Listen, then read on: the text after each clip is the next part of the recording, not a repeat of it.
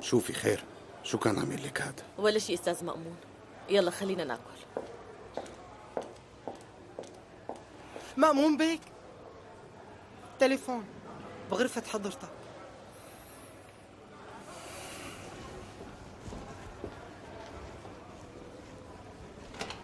مرحبا أخي، أنا نجدات. شو بدك؟ ما في بالعادة تتصل؟ إن شاء الله أكون اتصلت بوقت أنت فاضي فيه، بس وصلتني الهدية وقلت بتصل وبتشكرك. يسلموا كتير، بفضلك عثمان رجع طالع. ولا يهمك صغيرة، رح تشوف كيف بكرة علاقتنا رح تكبر أكتر يا نجدت. فضلت يا أخي، شكرا كتير. وأنا هلأ رح أحكي مشان صاحبة الصوت الحلو. طيب بلا ما أزعجك، بنحكي بعدين. شكرا يا أخي. أخي، ها؟ ليش تهربت؟ وأنت شو دخلك؟ أنا حر. عندي شغل، خليك بالمحل. أنت بتأمر أخي.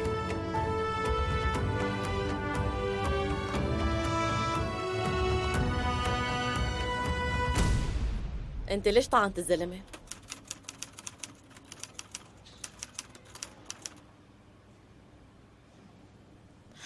أمين بشران، إذا ما بدك تضلل العدالة قول الحقيقة. أنت عم تأكد إفادتك اللي قدمتها بالنيابة. في شي حابب تضيفه؟ لا، نفس اللي قلته للنائب العام. أنا طعنته مشان الأرض. وحضرتك في شي بدك تضيفه بخصوص المتهم يا حضرة النائب؟ المدعي العام للدفاع عن الحق العام المتهم أمين بشران بتاريخ 5 شباط عام 73 وفي منطقة كرباجيه، عنوان إقامة المغدور إحسان أتمجيه، حيث طعنه بأداة حادة في منطقة البطن، وقد تبين محاولته القتل العمد، وعليه نطلب تجريم المتهم وتطبيق المادة 450 من قانون العقوبات التركي. وأيضا تطلب النيابة من المحكمة أن تنزل أقصى العقوبة للحق العام. كما أن المتهم أمين بشران أثناء استجوابه ومساءلته وعند إعطائه الحق للدفاع عن نفسه قال إنه طعنه عن قصد واعترف.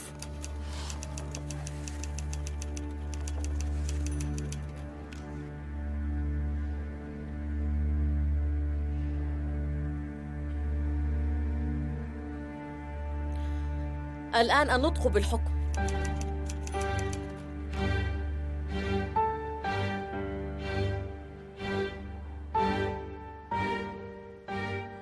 لتدقيق وبحث أسباب الحادثة وليشمل نطاقاً أوسع بملف القضية، قررت المحكمة تأجيل جلسة النطق بالحكم للأسباب الآنفة الذكر لتاريخ 16/12/73، وقد تم أخذ القرار بالإجماع.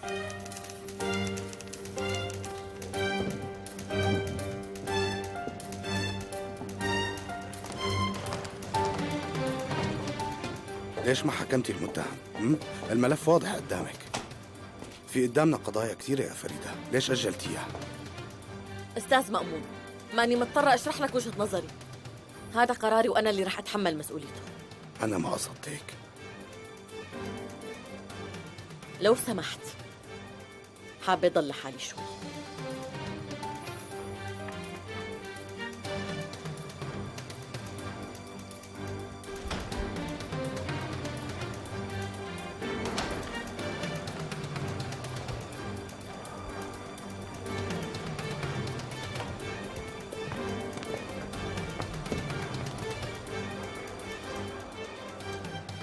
بعد عن طريقي أحسن لك.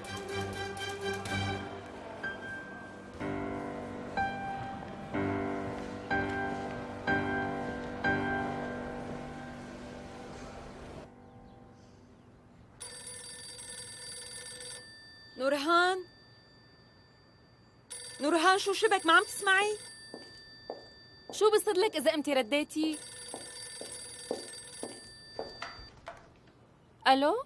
بدي الأنسة أسمهان بالله. أسمعان بدهم ياكي إلك.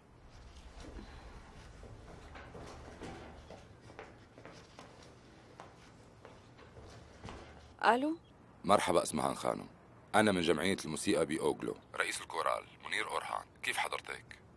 منيحة، تفضل أستاذ، شو في؟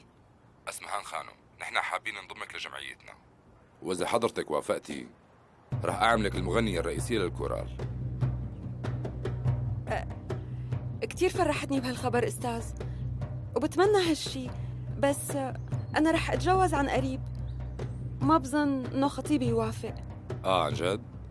أزعجني هالخبر، بس هذا ما بيعني إنك تنسي موضوع العرض. يمكن خطيبك يغير رأيه. بتمنى لك أوقات سعيدة. شكراً كتير إلك. شو كان بدهم أسمهان؟ نورهان بدهم ياني مغنية رئيسية بالكورال. يا ريت ماهر يرضى بهالشي. وهن من وين بدهم يعرفوكي؟ وأصلاً وين سمعوا صوتك يعني؟ كيف حكوا إذا ما بيعرفوني يا غبية؟ آسف نضال بيك، أسمهان ما بتقدر توافق على العرض. نقنعها أستاذ، سهلة، أنت لا تشغل بالك.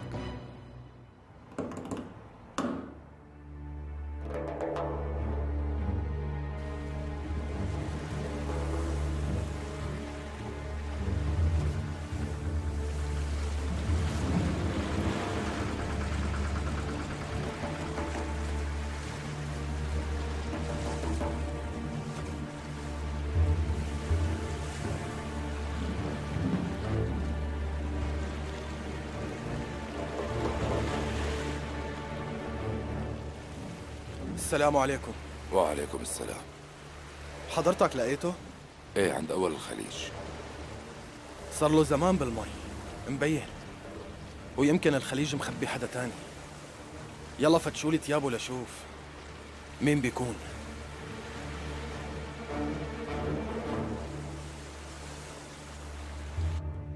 خير يا ماهر، تأخرت؟ رحت لبيت رفيقك بالقاووش يا بابا.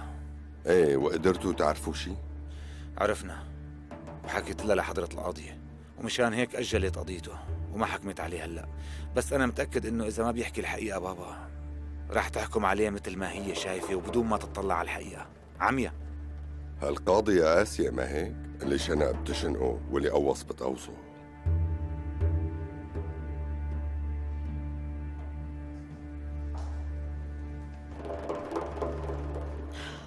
زيارة للموقوف أمين بشران.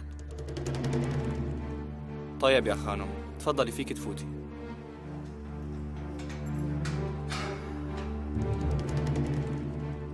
بابا، أنت قل له لأمين إنه بنته صارت بحمايتنا. أنا راح أحطها بعيوني، واللي بيصير على إخواتي البنات بيصير عليها، وحاجة يفكر برا. راح أقول له. وأنت يا أبي لا يضل فكرك برا، عم بعمل اللي بقدر عليه. بس خلص صرت معهم بالشغل، وبالأخير رح أعرف شلون دبروا هاللعبة ورح يخلص هالكابوس إن شاء الله. ايه، نسيت أقول لك، يمكن انتقل بهاليومين. لوين؟ على الزنزانة أنظف. يمكن ياسين حكى معه، مو إجا وشافني. يمكن مفكر عم يعمل منيحة. إذا بدك بعترض. لا تعذب حالك، بالنسبة إلي ورا القضبان كل المحلات واحد.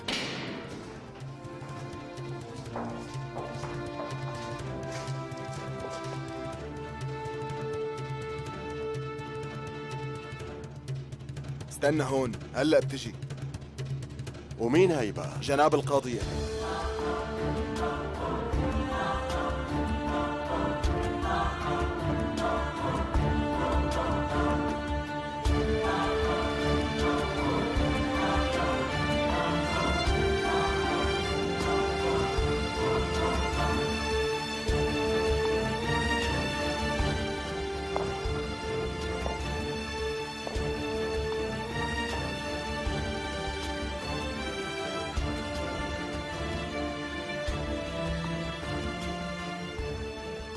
كيفك سيادة القاضي؟ فيك تقلي شو عم تعمل هون؟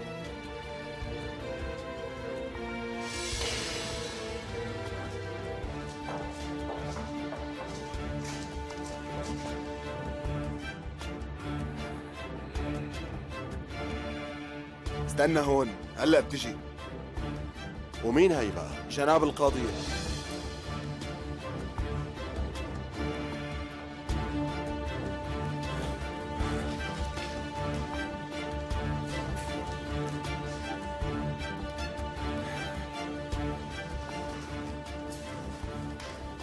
عم أمين، بنتك أمينة، أنا بعرف كل شيء وعملت اللازم لقليل الشرف وما بقى يتجرأ يأذيها، بس أنا بدي أطلب منك شيء، تقلها لحضرة القاضية إنه أنا هون مشانك، ماشي؟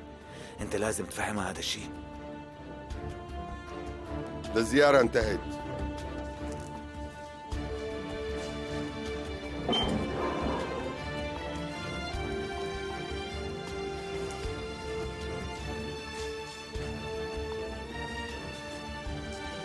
كيفك سيادة القاضي؟ فيك تقلي شو عم تعمل هون؟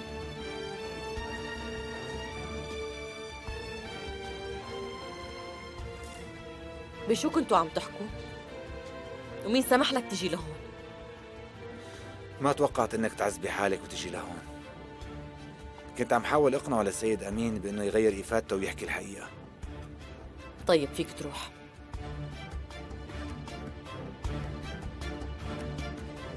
سيد أمين، انتبه على حالك.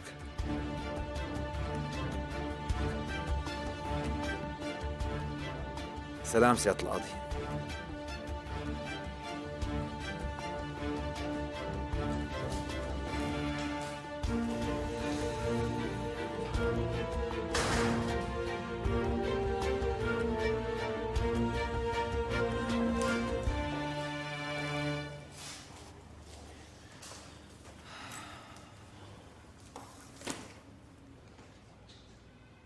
شو حكيتوا انت وصالح بيك؟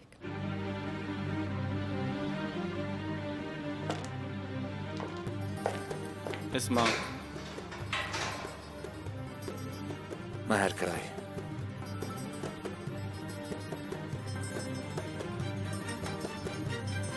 تمام، يسلموا.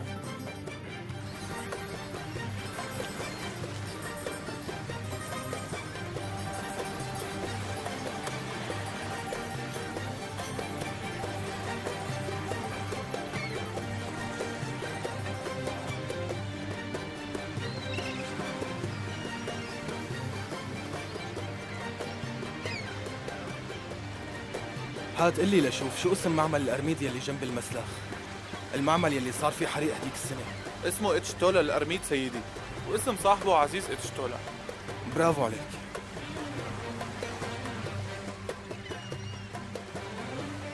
باسل دورك لنشوف مين هو اللي قتلك. خدوه.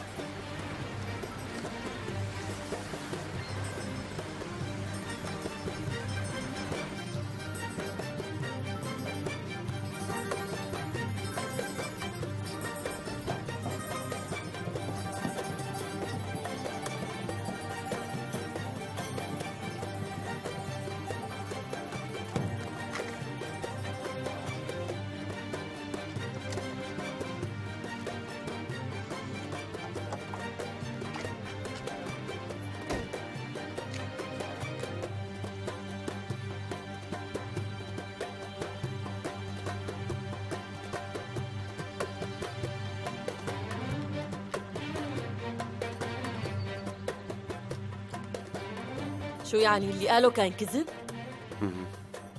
انت بتعرف شو عم تحكي؟ يا خانم أنا عم أقول لك الحقيقة وما عم بتصدق. يا الله دخيلك.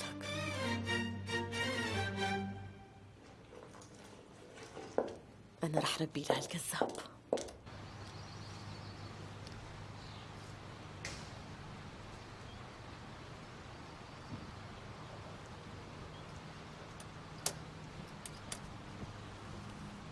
وفجأة تعطلت. ما تفكر تحكي معي أبدا، أنا كتير معصبة منك. أنا شو عملت؟ أنت مين بتكون؟ ها؟ أنت مين؟ أنت مين حتى تتجرأ تغشني وتحطني بهيك موقف؟ شو حكالك أمين؟ شو حكالي؟ شو برأيك؟ قال كل هالشي كذب، وإنه بنته كتير منيحة وما في شي بينه وبين المدعي غير الخلاف مشان الأرض، ولما سألته إذا الرجال تحرش ببنته طار عقله، وفوق منه قال لي إنه حضرتك كل شوي عم تجي وتضايقه. شو يعني ما حكالك عن أمينة؟ أنا متأكدة إنه حالتك النفسية أبداً ما طبيعية، عن جد في بعقلك شي، حشرت حالك بموضوع مالك علاقة فيه، وخليتني ساير عقلك وجيت لهون اليوم. سيادة القاضي، أمين سكت لحتى يحافظ على بنته. أوف، أنت شو قصتك؟ أنا بحياتي ما قابلت واحد حشري مثلك. خلص أنت انتهى ستاجك. ست فريدة، بكرة بنقلك لغير قاضي، أنا خلص بعد فيني أتحمل.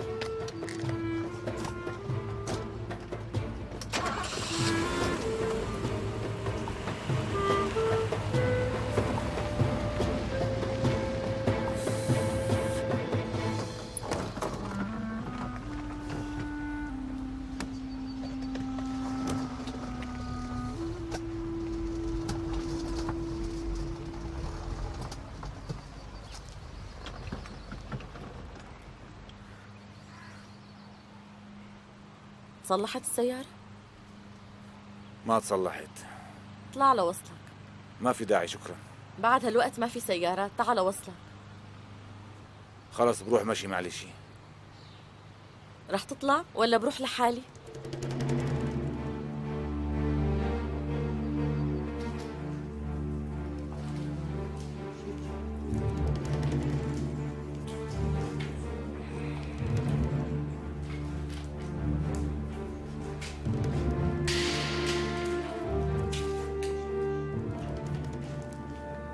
شو قلت لها للقاضي؟ قلت لها اللي قال لي اياه هداك الشاب، بس من فضلك خليه بعيد عنك.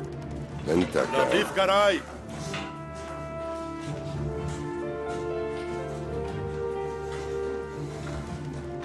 اجى امرنا لك من هالمهجع، ضب اغراضك لشوف.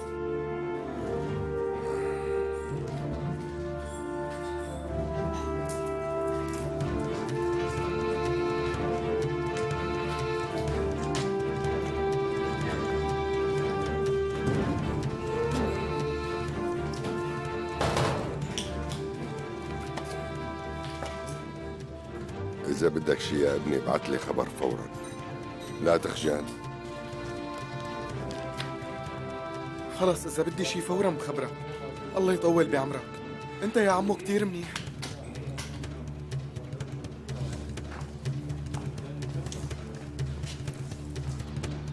مو معقول، يمكن قتلوا الزلمة اللي كان عم يتخانق معه. ومين هو هاد؟ بآخر يوم اجى في باسل على الشغل، اجى لعنا زلمة غريب، وبوقتها صار بيناتهم خناقة كبيرة، وبعدين رماه بسيارته واخذوه. وانتوا ليش ما خبرتوا الشرطة يا أخي؟ والله ما بعرف، بس كان مبين عليه ابن حرام. يعني لو بنعرف انه رح توصل الشغلة لهون اكيد كنا خبرناه. وفي شهود على الحادثة؟ مين هو هذا الزلمة؟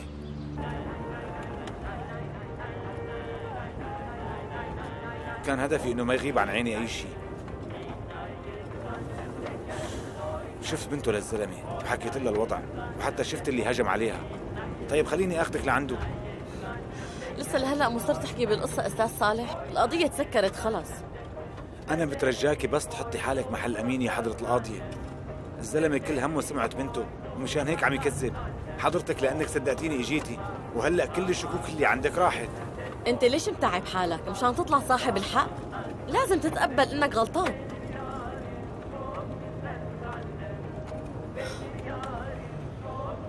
ست فريدة، أنا عندك عم بتعلم كتير شغلات، ما بتعطيني فرصة تانية؟ خلص رح أنقلك، انتهى. ست فريدة بيجوز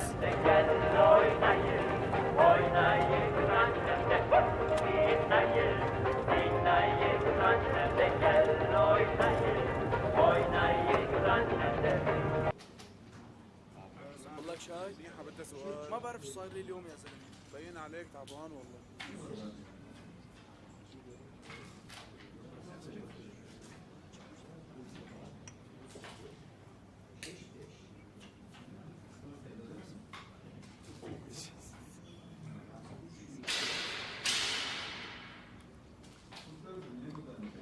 جبنا لكم واحد جديد لعندكم، لطيف كراي. الله يفك اسرك. الله يفك اسرك. الله يسلمك. الله يفك اسرك. الله يفك اسرك. الله يفك أسرك خال. جميعا إن شاء الله. الله يفك أسرك. ويفك أسرك. أنت قبل ما تجي سبقتك سمعتك.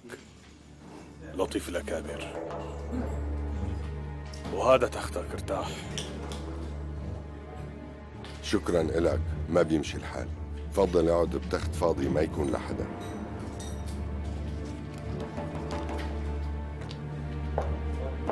هالشي عيب بحقي يا أكابر.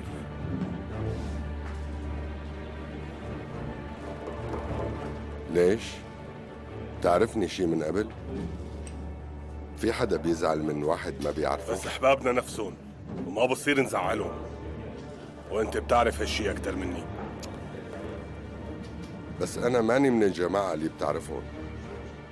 لأتعامل معك لازم تكون أخلاقك منيحة، هذا بنظري بكفي.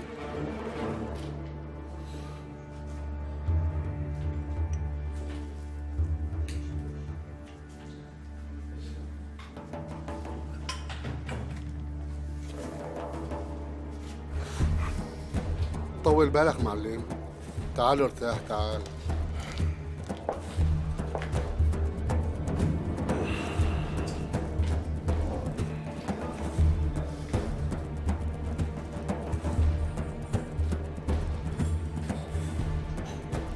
الله يفك اسرك.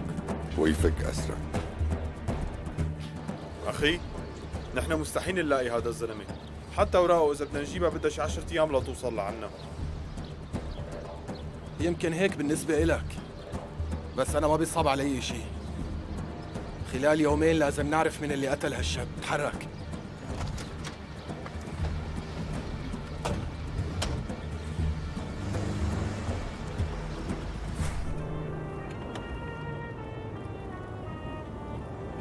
وين نزلك؟ هون منيح.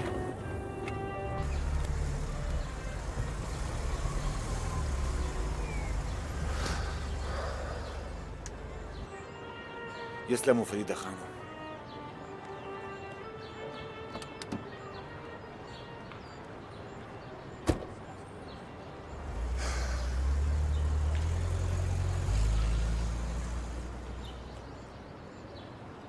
تاكسي، بدي اياك توصلني على السجن. تكرم.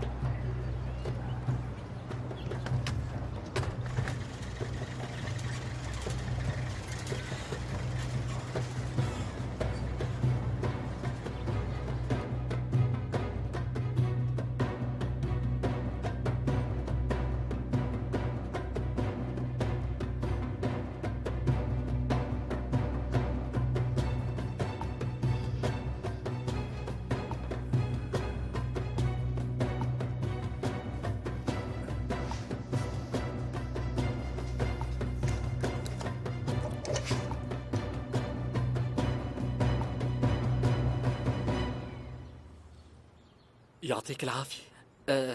مرحبا. إذا محتاج شي فيك تقلي. بدي تفكني. دقيقة. يلا فكني بسرعة. فكني ولا؟ والله لخليكم تندموا والله. أنا بورجيكم يا حيوانات. فكني ولا؟ لأنت بدكم تضلوا حابسيني هون أنا رح ورجيكم. اسكت. فكني ولا؟ فكني يا حقير. معناتها مو ناقصك شي بنوب. والله لا أشك عليك. يلا. أنا بورجيكم يا أبلاد.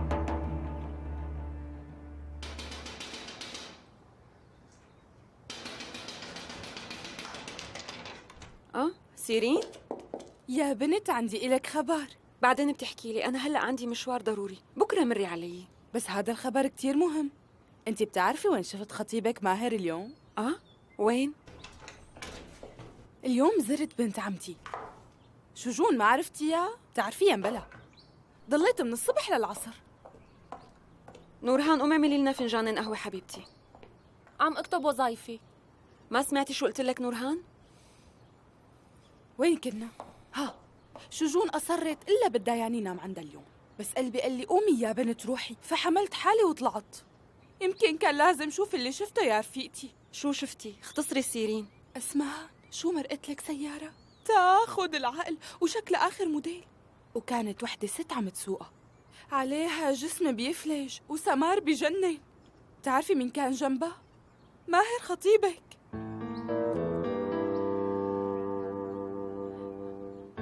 شو لون السيارة؟ لونها عسلي. تمام، معناتها مثل ما كنت متوقعة. أنا بعرف هاي المرة، وبعتقد اسمها هالة. هالة هيك شي يعني. هي بتقرب وقرابة بعيدة، بس انتقلت من جديد، وماهر عم يساعدها بهاليومين. أمه اللي طلبت منه هيك لك.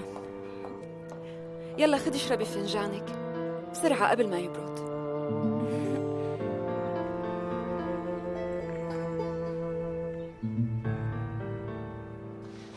ما بقدر، لو كان حسيب هون كان طالع الإدبارة فورا، بس الزلمة خلص دوامه هلا. إذا دورنا منيح منلاقيه.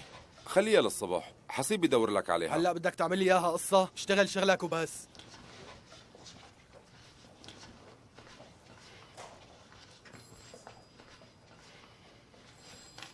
يمكن لقيتها.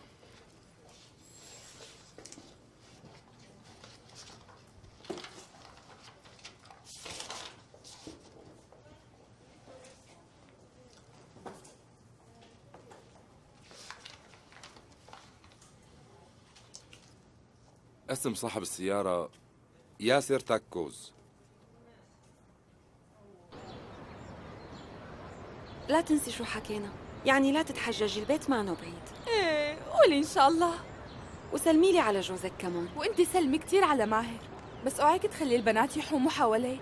يعني انت هلا فهمتيني الي، بس اذا شافوا حدا تاني يعني لسه ما تزوجتوا. على كل يلا بشوفك.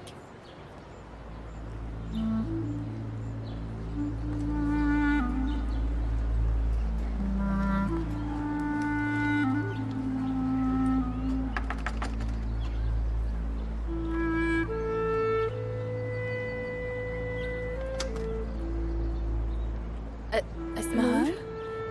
مرحبا نور، كيفك؟ منيحة، وانتي خير ان شاء الله؟ شو صاير لك؟ ابدا، بس كان بدي ماهر شوي. هو هون؟ لا طلع. يعني راح على المحل؟ ايه يمكن. طيب انا رح اروح على المحل. طيب شكرا نور. الله يكون معك.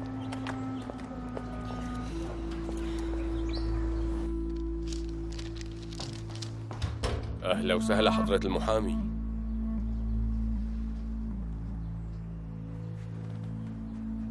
فريدة نقلتني.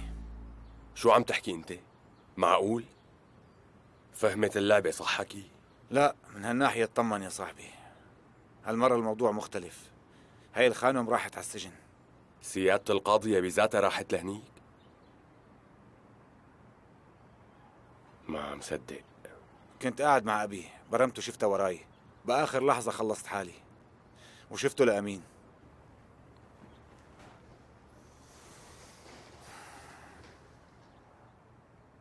رفض الفرصة اللي اجت لعنده وقال لها انه انا اللي ألفت كل شيء. وهالشي زعج فريدة خانم طبعا.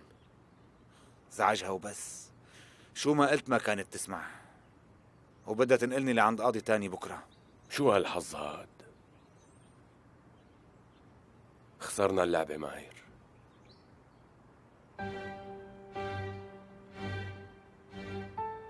أنا ما راح استسلم. كل شي رسمته وخططت له انقلب ضدي. لازم لاقي طريقة.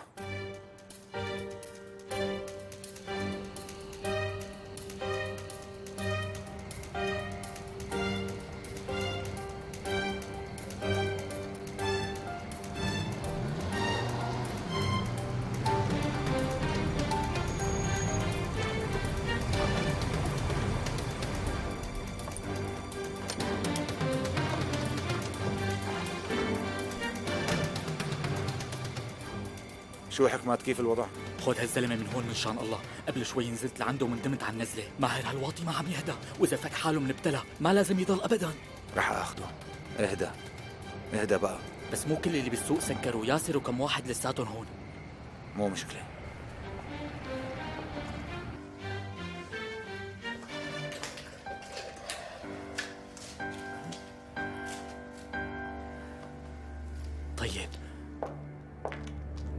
يلا قوم تعال، يلا تحرك. ولك شو بك ولك؟ هلا رح نروح وبدك تحكي لي كل شي عامله بالتفصيل الممل، عم تفهم؟ امشي.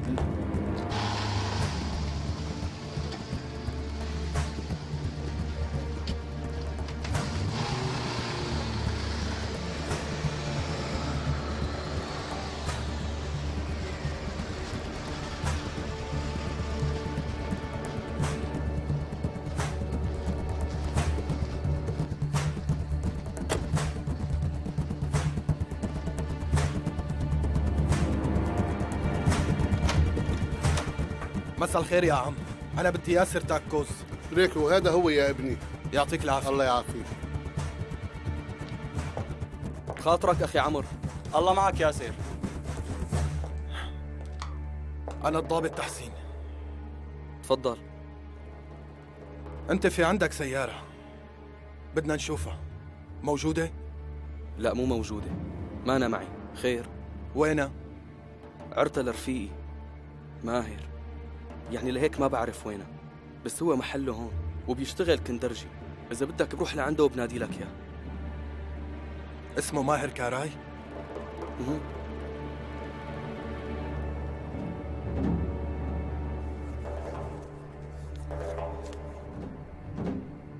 قلتوا إنها مسروقة؟ لا أبدا، ما خبرنا عن هالشي حضرة الضابط. أصلا هي صار لها فترة مع ماهر. أنت سيارتك نمرتها 34,000 دال 567 ما هيك؟ 1562. يمكن أنت مخربط حضرة الضابط. ايه يمكن في غلط. الظاهر الموظف اللي عنا خربط بالنمرة. بسيطة ولا يهمك بتصير حضرة الضابط. إذا بدك ساعدك بشي تاني أنا جاهز وبأمرك. لا يسلموا.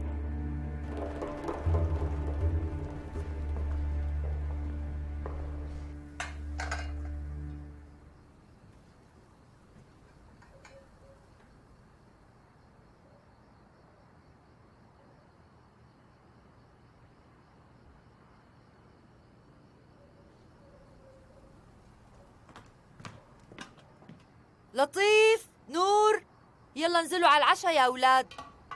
بنتي هاتي صحنك لأسكب لك. لطيف، ابني وينك انت؟ لطيف رح تخليني أعصبها. يلا لكن جاهز. لما يرجع أبوك رح أقول له. صاير أنت ما عم تسمع الكلمة. لك ابني اطلع بقى.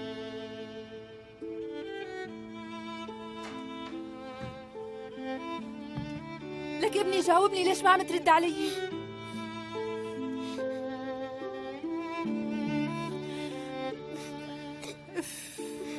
وأنا كمان اشتقت له.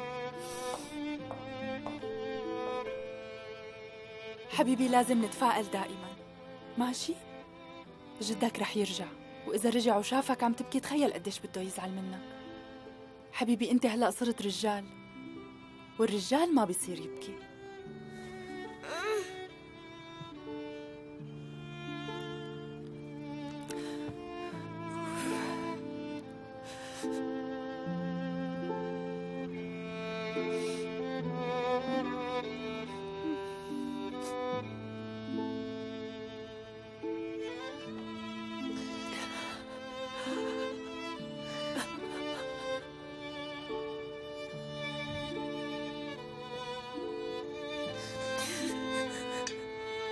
ماما شو في؟ شو عم بصير بغرفتكن؟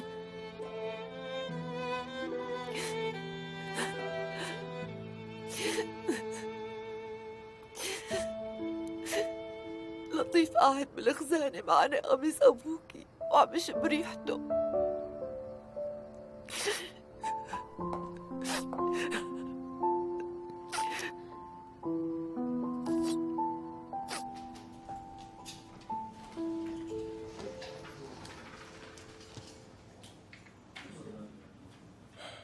قل لهم يعملوا رز ولحمه. تأمر معلم.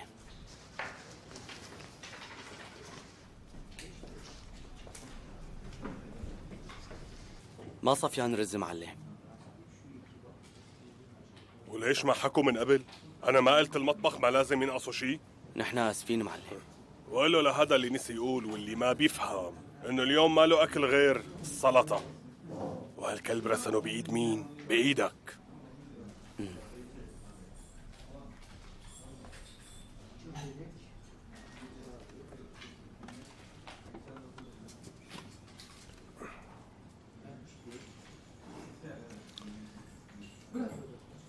عم ياخدوا مصاري. من زمان كانوا هيك، كانوا المساكين ياخدوا لهم شي قرشين 3 من شان يعيشوا، بالمقابل كانوا يشتغلوا كل الشغل. هلا ما عاد في حق ولا عدل. هدول ما بيختاروا غير الضعاف، بيسوون عبيد عندهم. الضعيف ما بيقول غير يا بيك. لطيف كراي، بس أنا ما تعرفت بحضرتك. ربيع ساك، تشرفنا يا عم. طبعا أنا رح تكوني الملكة وأنت رح تكوني بنتي الأميرة، ماشي يا عمتي؟ حطيت لك حمرة. سيدتي أنا كتير متشوقة، معلش اطلع بالمراية؟ لا استني شوي، وأنا كمان بدي أحط حمرة.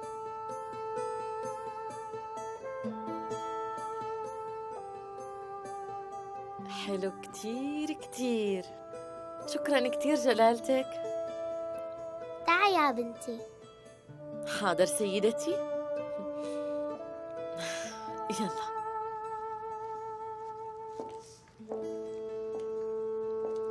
تفضلي. احكي لي لشوف يا سمو الأميرة، كيف كان نهارك؟ وخبريني شو صار مشان الأمير؟ اليوم التقيت أنا وياه بالقصر. يا الله قديش كان حلو وقديش هو قوي، بس مشاكسة شوي. مو مشكلة يا أميرة، أنت كمان عنيدة وراسك يابس.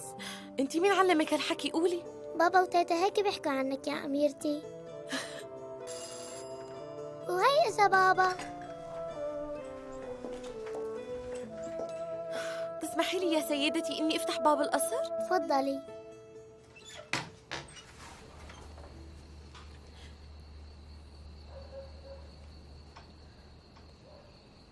أنت شو جابك لهون؟ ما طلع بابا. ليش اجيت لهون؟ آسف على الإزعاج يا خانم، بس ممكن آخذ دقيقتين من وقتك؟ أرجوكي، كتير مهم. حياتي فوتي لجوا، أنا هلأ بجي.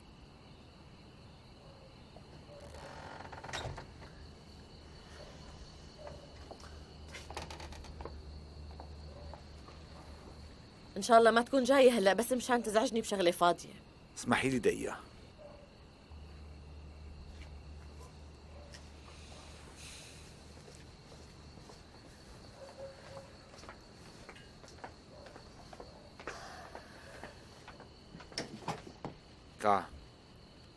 لك أنت شو عم تعمل؟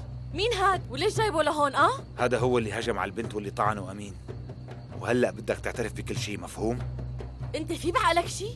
شو مفكر حالك عم تعمل؟ لا العدلية ولا المخفر هون، وهذا اللي عم تعمله مخالف للقانون. أنا هون مواطنة عادية، أنت بأي حق بتأسر حريته وبتجيبه لهون؟ حتى أحمي البنت؟ بأي حق؟ والله هذا هراني من القتل. اتركه هلأ وفورا. عم قل لك اتركه بسرعة، اتركه. فك له ايديه والا بخبر الشرطة لياخذوك انت. يا خانم اللي عم تعمليه خطأ، هذا الزلمة مجرم. حضرتك انت المجرم. مين انت حتى تحاكم الناس؟ اللي عم تعمله جرم وعم تستغلي لغاياتك. ما بدي اسمع منك ولا كلمة. لك فكه، شو عم تستنى؟ صدقيني هذا غلط يا حضرة القاضية. يلا روح.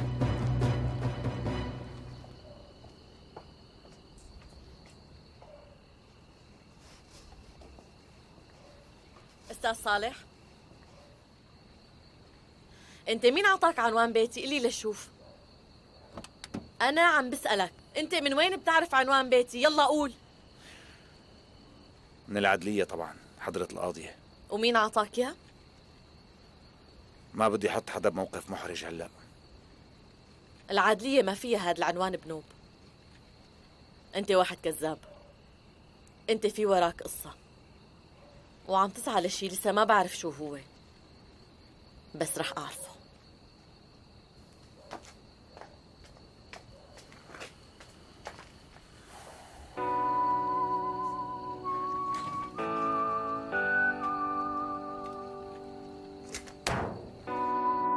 مجنون، رح يوقعني بمصيبة. شوفي عمتو حبيبتي ما في شيء، انت لا تاكلي هم. هذا هو أميرك مو؟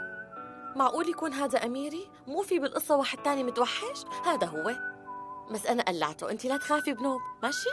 فينا نروح ناكل هلأ سيدتي؟ ايه طبعا. يلا تعي.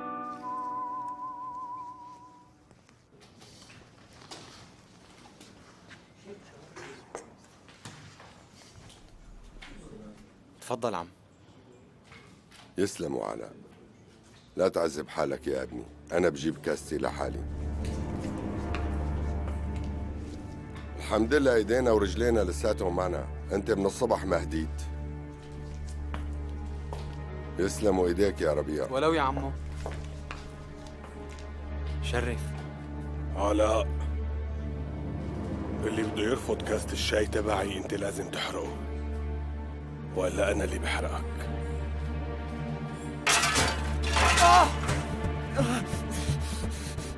شو اللي عم يصير؟ ورجيني ايدك. بسيطة يا ابني، غسلها بالمي.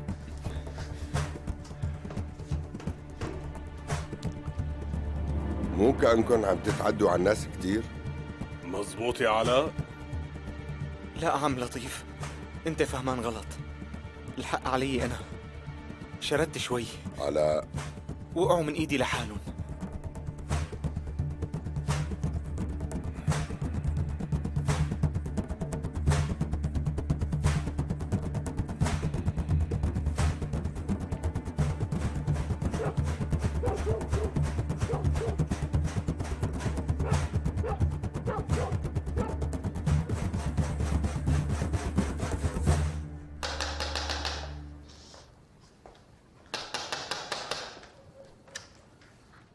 أهلا وسهلا يا روحي. اتصلت 100 مرة، ليش ما رديتي على التليفون؟ انشغل بالي.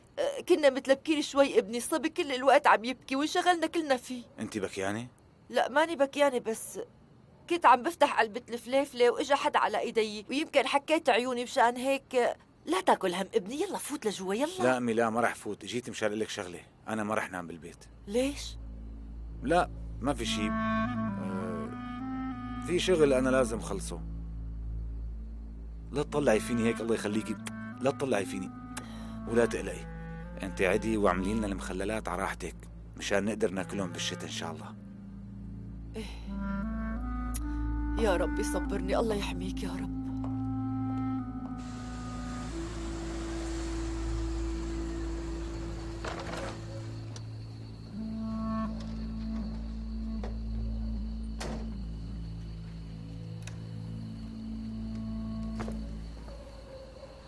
كيفك يا ماهر؟ اشتقت لي ما هيك؟ شو يا ليش عم تتزور؟ عم تطلع ومو عاجبك كأنه. يلا اركب لشوف، بدنا إفادتك. والسبب؟ جريمة قتل. حسبي الله.